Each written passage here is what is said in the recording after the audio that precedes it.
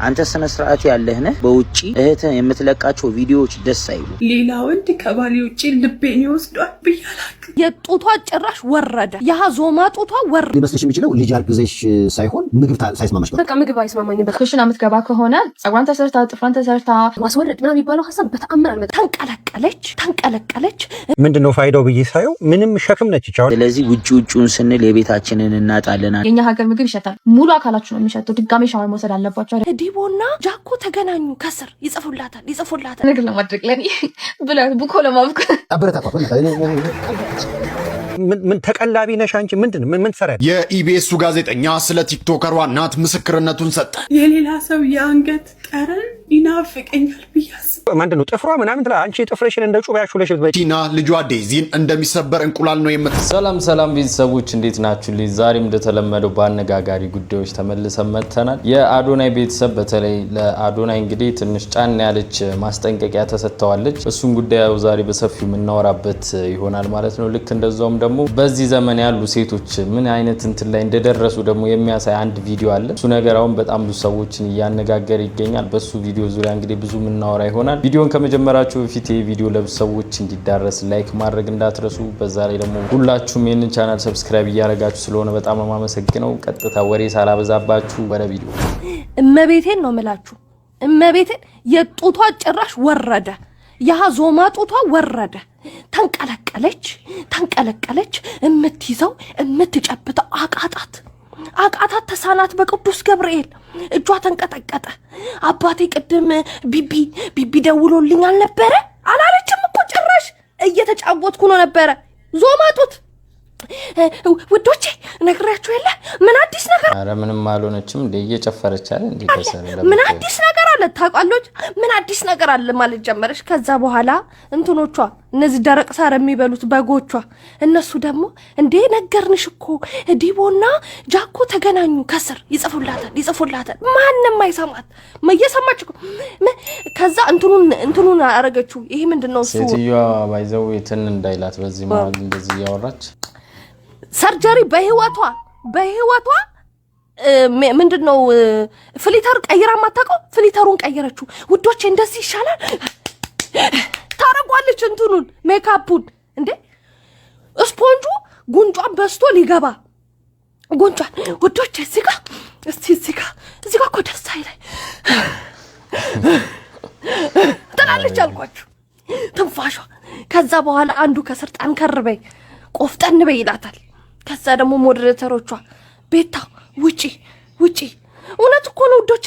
ቢቢ ጠርቶኛል አላልኳችሁም የሚል ወንድ ምንም ይሄን ያህል የተጋነነ ነገር የለም። ግን አንዳንድ ሴቶች ያው ጓደኞቻቸውን ለመጣል ሲሉ የሚሄዱበት ርቀት ትንሽ ከበድ ያለ ነው። እዚህ ጋር እንደምታዩት ሴቶች የፈታ ሀሳብ እንዳሰሙ ይላል። እስኪ ዝግጁ ስለምትመስዩ ለስራ ዝግጁ የሆነችን ሴት ስለሚፈልግ ነው እንደዛ የሚለው።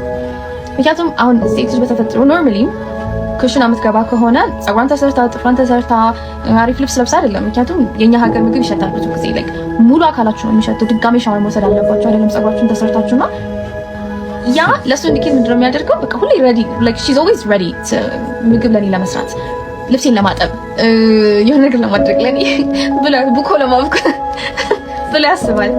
እና አትራክት የምታደርጉት ብዙ ጊዜ ራሳችሁን ሳትጠብቁ ስትቀሩ እንደዛ አይነት ወንድ ነው። ይሄ ሰልፊሽ የሆነ ወንድ፣ ሰነፍ የሆነ ስንፍ ያለ ወንድ፣ ከድህነት ጋር አብሮ መጣበቅ የሚፈልግ ወንድ ነው አትራክት የምታደርጉት። ነገሩ በሱ አይፈረድም እኮ የአሁኑ ዘመን ወንዶች ሴቶችን በጣም ይንከባከቡና ወዴት ይመጣል የሆነ ሴቶቹ ይበልጥ እንዲቀብጡ። አሁን እንደዚህ በቃ ወንድየው ሊጥ ማብኳት አለበት ምናምን እያለች ነውና እስኪ እናንተ ብቻ ኮሜንት ላይ የሚሰማችሁ። ለሰራተኛ መክፈል አይፈልግም። ፍሪ ሌበር ካንቺ ይፈልጋል። እቺ ታችን እዚህ ጋር ይብቃል። ሰው ላከልኝ ይሄን ቪዲዮና ከሁሉ የገረመኝ መጨረሻ ላይ የተናገረችው እሷ ላይ ሲንድሽ እስኪ ሰማራይዝ ላርክ። ለሰራተኛ መክፈል አይፈልግም። መቼም ሰው ትዳር ብሎ ሲጀምር ተጋግዘን አብረን አንተ ትበስ በድሮ አባባል አንቺ ትበስ እየተባባልን እየተሸፋፈንን አንቺ ስራ ሆነሽ እኔ አንቺ እስክትመጪ ምግብም ሰርቼ ምን ትበያለሽ ብዬ ጠይቄ ስልክ ደውዬ ምግብ አዘጋጅቼ በጠብቅ ምንም ችግር የለውም። ግን ልጅቷ እንዳለ ሙሉን ተመልክቼዋለሁና አደንዶ ዘዴ ያንቺ የግልሽ ሰልፍ ሪስፖንሲቢሊቲሽ ምንድነው? ኃላፊነትሽ፣ ፐርፐዝሽ በአንድ ህይወት ወንድ ህይወት ውስጥ መከሰትሽ ምንድነው ፋይዳው ብዬ ሳየው ምንም ሸክም ነች። አሁን ለምሳሌ መጨረሻ ላይ የተናገረችው ለሰራተኛ መክፈል እንዴ በቃ እንዴ ሰራተኛዋን ባገባትስ ምንድነው? የአንቺና የሰራተኛዋ ልዩነት አለው እንዴ? ወገኖች የእሷና የሰራተኛዋ ልዩነት አለው? ያው ሁለቱም አጥንት ላይ የተለጠፈ ስጋ ነውና እንዴት ነው ወንዶችን እኛ የኮንሽስነስ ማይንድ ሴታችንን እንዴት ነው የምታስቢው? አንቺ ምንድነሽ? ለዛ ቤት ማለት አሴትሽ ምንድነው? አንቺ ምንድነሽ? አንቺ ላያቢቲ ነሽ ወይስ አሴት ነሽ? ገና እኮ ያንቺ ጉዳይ ራሱ አልተለየም። አንቺ አሴትስም አይደለሽም። በአንድ የወንድ ላይፍ ውስጥ መጥተሽ ላያቢሊቲ ነሽ ማለት ምን ተቀላቢ ነሽ? አንቺ ምን ትሰሪያለሽ? አሁን ምን ታደርጊልኛለሽ? አንቺ ጋር ያለው እኮ ሰራተኛውም ጋር ምንድነው? ምን አለ አንቺ ጋር?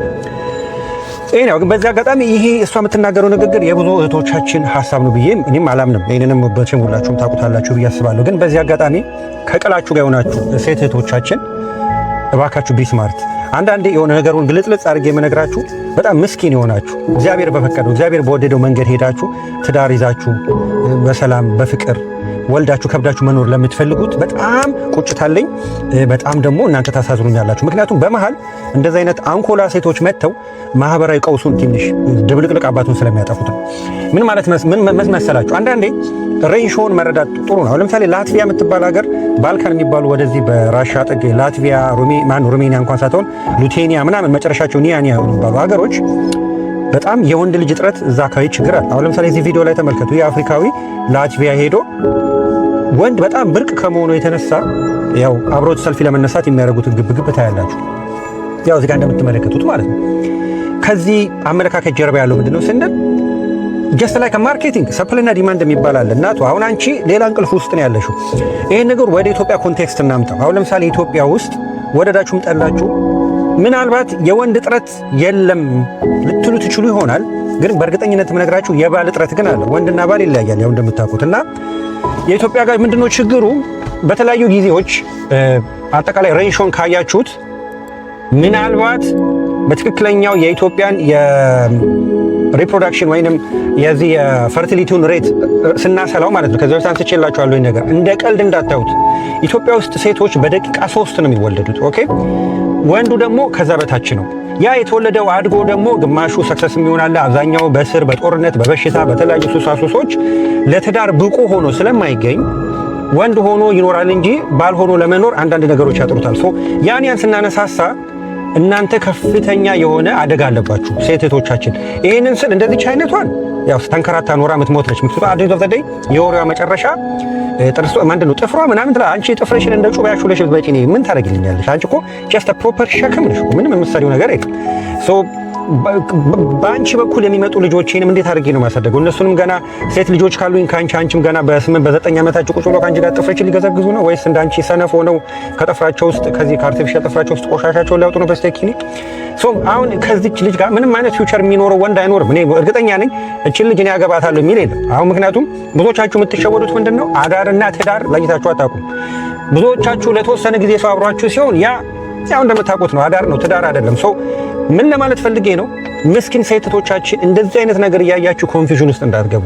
ቢስማርት ግን ከበፊቱ በተሻለ በአመለካከት በንቃተ ህሊና የበለጠ ወደፊት መታችሁ እየተንቀሳቀሳችሁ ነገሮችን ኦብዘርቭ ማድረግ አለባችሁ እንጂ እንደዚህች አይነት ሰው ማህበራዊ ቀውስ ነው የሚያመጣው። አሁን እቺ እንዳልኳችሁ ነው፣ ምንም ለማህበረሰቡ የምታበረክተው አስተዋጽኦ የለም። በራሷ ዓለም ውስጥ ነው ያለችው። ትንሽም የእውቀት ሜድም ችግር አለባት። ግን እሷ የተናገረችው የሁሉም ሴቶቻችንን ይከታል ማለት አይደለም። ሶ ወደ መጀመሪያው ሐሳቤ ስመጣ ላትቪያ ውስጥ ስትሄዱ ላትቪያ እንደዚህ የሆነበት ምክንያት እንደውም አንዳንድ ሴቶች ባል ለማግባት ጭምር የመኪና ስጦታ ሴቶቹ ለወንዶቹ ማለት ነው የመኪና ስጦታ ሁሉ ያበረክታሉ። ና እኔ ምንም ችግር የለም እኔ እሰራለሁ አንተ እኔ አበስላለሁ ምናምን ብሎ ይላሉ። ያን ያደረገው የላትቪያ ወንዶች የተለየ ሰው ስፔሻል ሆኖ ነው አይደለም። ቅድም ያልኳችሁ ትዝ ይበላችሁ ኢዝ አባውት ማርኬቲንግ። በቃ ሰፕላይና ዲማንድ አልተጣጣመም። ሰፕላይና ዲማንድ ባልተጣጣመበት ሁኔታ የሚከሰተው ነገር ይሄ ነው ማለት ነው። በሌላ አነጋገር እንዲገባችሁ ልንገራችሁ። ኢትዮጵያ ውስጥ ከሞላ ጎደል የምግብ ራስን የመቻል ጉዳያችን ገና ፕሮሰስ ላይ ያለ ነገር ነው አይደል? ለምንድን ነው ሰፕላይ እና ዲማንድ የሚባል ነገር አለ። በጣም ብዙ ተዋልደናል። በወለድ ነው ልክ ግን ገና አላመረተም። ኢን ዘ ሴም ቲንግ በሴቶችም ጉዳይ እንደዛ ማለት ነው። ስለዚህ ላትቪያ ውስጥ በጦርነት በተለያዩ ጉዳዮች የወንድ ቁጥሩ ስለቀነሰ ከሁለተኛው ዓለም ጦርነት ጀምሮ በዛው ልክ ደግሞ በአፈጣጠር ስርዓት ምክንያት እናንተ ሴቶች ደግሞ ቶሎ ስለምትወለዱ እንደዚህ አይነት ነገር ሊፈጠር ይችላል ማለት ነው። በዚህ ጊዜ ስማርት የሆናችሁ ሴቶች ምን ማድረግ እንዳለባችሁ ዌክ አፕ ኮል ነው አሁን እኔ እየነገርኩ ያላችሁት እንጂ እሷን እንዳትከተሏት። እሷን ከተከተላችሁ ገደል ነው የምትገቡት። የትኞቹ ምስኪኖቹ እንደሱ አይነት አንኮላ ጀስት ጎ ፎር ኢት አንተ ነው ዘዴ መጨረሻ ላይ ከእንቅልፍ ስትነቃ መጨረሻ ላይ ወይኔ እኮ ሲንግል ሆንኩኝ ብለህ የምታለቅስበት ጊዜ ላይ ትደርሳለች ማለት ነው። በኋላ ስትባንን ስታየው ያለውን ተጨባጭ ሁኔታ ስታይ ማለት ነው። ልክ እንደ አሜሪካ ሴቶች ከረጅም ጊዜ በኋላ ነው ከአራት ወር ስማማላችሁ ብዬ አስባለሁ በሰውየው ሀሳብ ማለት ነውና እስኪ እናንተን አይዲያ ደግሞ ኮሜንት ላይ በደንብ እናወራበታለን። እያለው ያለው ነገር ትንሽ እንግዲህ ሴቶች እያበዙት ነው እያፈሉ ነው እንጂ እያፈሉ ነው በጣም እያፈሉ ነውና ትንሽ ቢያረጋጉት አሪፍ እና ደግሞ በእነሱ ምክንያት ከስር ያሉት ምንም የማያውቁ ሴቶች ደግሞ ምን እየሆኑ ነው ያሉት ብዙ አይነት ከወንዶች ጋር እንትን ማለቻቸውን እንትን እየቀነሱት ወንዶችም ያን ያህል ሴቶች ላይ ያላቸው ፍላጎት እየቀነሰ ምናምን ያለውና የሆነ ብቻ ወደፊት የሆነ ነገር ሳይጣጣም ይቀርና ጥሩ ላይመጣ ይችላልና እስኪ ብቻ እናንተም ሐሳብና አስተያየታችሁን ኮሜንት ላይ አስቀምጡ። በደንብ ኮሜንት ላይ እናወራለን። እስኪ ስለዚህኛው በኋላ ነው ያወቅሁት። ታከለ ምናምን የሚባል ነገር አለ አይደል? እንደዛ እንጠቀማለን ሴቶች አይደል? እሱ ነገር ያለ ነበር የሚመስለኝ ቀኑ ማለት ነው። አላውቅም እንዴትም እንደተፈጠረ እውነት ነው ነገር። ስለዚህ 4 ወር ሙሉ ይሄ ማቅለሽለሹ ምናምን እንዴት አለፈ? ዘይን ስሜት አልተሰማኝም። እኔ ልጅ ወንድ ነው እግዚአብሔር ጭራሽ አልተሰማኝም። ወንድና ሴት ምናምን የሚባል ነገር አለ። ቆይ ሆርሞን ቼንጅስ አላጋጠመሽ? አጋጥሞኛል። ጨጓራዬን በጣም የምታመም ነገር ነበረ፣ ግን በምን አሳበብኩኝ? በዩኒቨርሲቲ ምግብ። ስለዚህ ሊመስልሽ የሚችለው ልጅ አርግዘሽ ሳይሆን ምግብ ሳይስማማሽ ነው። በቃ ምግብ አይስማማኝም። በቃ በጣም ታመምኩኝ። መጀመሪያ መቼም እርግዝናሽን ያወቅሽ ቀን ለዛ ዝግጁ አይደለሽም። ምን ነበረ የተፈጠረው ስሜት? ማለት እንዴት ተቀበልሽ? ፊት ለፊቴ የኪዳነ ምሕረት ስዕል ነው ነበረችና እኔ ማርያምን አላውቀውም። ስሜት አየሁት፣ ዝም በቃ ዝም ቁጭ ምንም ነገር አምሮዬ ምንም ነገር አያስብም። ግን ደግነቱ ይሄ ማስወረድ ምናምን የሚባለው ሐሳብ በተአምር አልመጣም አምሮዬ ላይ። በቃ ቤተሰቦች ምንም ክፍለ ሀገር ምናምን በቃ በጣም ትልቅ ኃጢአት እንደሆነ ነው ያደግነው የምናውቀው ማለት ነው። ጭራሽ አልመጣልኝ። ዝም ነው ያልኩት በቃ። ከዛ ተነስቼ ሰሚነሽ ኪዳነ ምሕረት ሄድኩኝ። በቃ እሷ ናት በጣም ያረጋጋችኝ እውነት። በቃ ዝም በይው እስኪ ይለፍ። ከዛ አላውቅም ዝም አልኩኝ። በቃ ስልኬን አጠፋው፣ ዝም አልኩኝ። በቃ ስልክ ቤቴን ዘጋው፣ ዝም። የት ወለድሽ? 9 ወር ሙሉ እናቴ ጋር ሄድኩኝ። 8 ወር ሲሆን ሰቆጣ ደስ ሄድኩኝ። እሺ ደወልኩላትና የሆነ ሰዓት እህቴ ጋር ነው እህቴ አየችኝ፣ ትንሽ እህቴ ማለት ነው። ነገረቻት እናቴ አዲስ ነገር አለ። ምን አረገዘች እኮ አረ ወንድ ልጅ እኮ ሊወለድልሽ ነው ምናምን። በጣም አስተዋይ በቃ በጣም ዘመናዊ እናት ነው ያለችኝ በነገራችን ላይ ማርያም። ዝም አለችና ይሁን እግዚአብሔር የሆነ ነገር ሊያመጣ ፈልጎ ነው መሰለኝ ይሁን አለች። ከዛ ተረጋጋሁ። ሌላ ምን አገባኝ ብዬ ማለት ነው። ከዛ ከግቢ እንደወጣው የአከራየችን አከራያለች፣ ቤዚ ትባላለች። የሷን ስም አለመጥራት አለች። ባለውለታ ነች። በስማ ዝም አለችኝ። 4 ወር ምናምን ነው ቤቱን ዘግቼ። ትቆርቁራለች፣ ሰራተኛዋ አለች። ለዚች ልጅ ምግብ ስጧት ትላለች። ስሜቴን ተረድታው ማለት ነው። ስጧት ሰራተኛዋ እየመጣች ምናምን አንዳንዴ ትጠኛለች።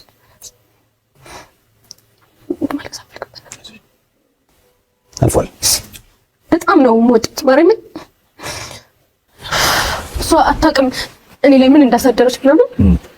እቺ ልጅ ስጧት አይዞሽ ማለት አበረታታ።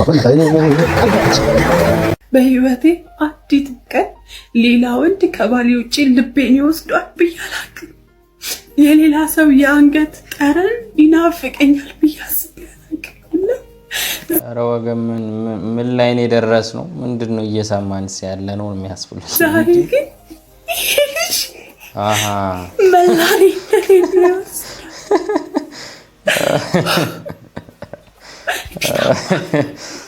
ጽድት ያለ ፍራንክ ነው። እግዚአብሔርን አላየሁትም ነበረ ግን ኧረ ይመቻት ትችላለች ማርያም።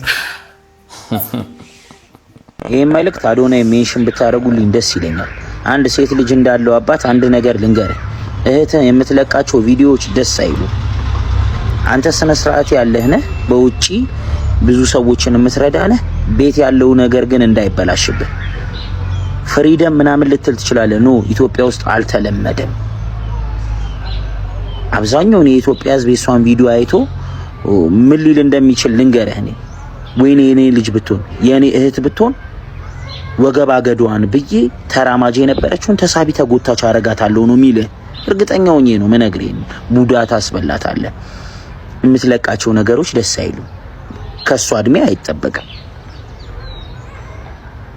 ስለዚህ ውጪውን ስንል የቤታችንን እናጣለን። አንዳንድ ጊዜ ደስ አይልም። አይን ውስጥ ትገባለች። ምንም አይጠቅምም ለሷ። አሁን በአሁን ሰዓት አይጠቅማትም። የኢቢኤሱ ጋዜጠኛ ልክ ነው በጣም ብዙዎቻችን እየታዘብነው ያለው ነገር ነውና ትንሽ አንዳንድ የሚለቁት ቪዲዮ ትንሽ የሆነ ወጣ ያለ ነገር ነው ኢትዮጵያ ውስጥ ደግሞ አልተለመደምና ትንሽ ቢስተካከል እሱም ቢመክራቸው ምናምን የሆነ የመስተካከል እድል ይኖራል ቶሎ በጊዜ ማለት ነው እንጂ በኋላ ካለፈ በኋላ ጭራሽ ማይመስል ነገር ስለ ቲክቶከሯ እናት ምስክርነቱን ሰጠ። የዴዚን እናት ቲናን የተዋወቅኳት ከ2 ዓመት በፊት ዴዚ ወደ 2030 ፕሮግራማችን ልንጋብዛት ስናስብ ነበር። ማኔጀሯ ነኝ አለች። ቲና ልጇ ዴዚን እንደሚሰበር እንቁላል ነው የምታያት። በቃለ መጠይቁ ላይ የምትጠይቃትን ጥያቄ እንዴት እንደምታወራት ምን እንደምትላት ሁሉንም ማወቅ ፈልጋለሁ አለች። ብንጨቃጨቅም የሙያውን ስነ ምግባርና አሰራር ሳንለቅ ተግባባን። በመጨረሻም ከአንድም 2 ጊዜ ያማረ ቃለ መጠይቅ አደረግን። ከዚያ በኋላ ነው እኔና ቲና ጥሩ ወዳጅ የሆነው። አብዛኛውን ጊዜ ወሬያችን ስለ ዴዚ ነው። አብዝተሽዋል እስከምላት ድረስ ስለ ልጇ ትጨነቃለች። ብዙ ያየውባት ስስቴ ናት ትለኛለች። ማህበራዊ ሚዲያው እንዳይበላብኝ ነው የምታገለውም ትላለች። ጋዜጠኛ ጌታውን አሰፋ ስለ እናቷ በርካታ ጉዳዮችን ካነሳ በኋላ በመጨረሻም ቲና ከ2 ወር በፊት ነበር ወደ ኢትዮጵያ የመጣችው።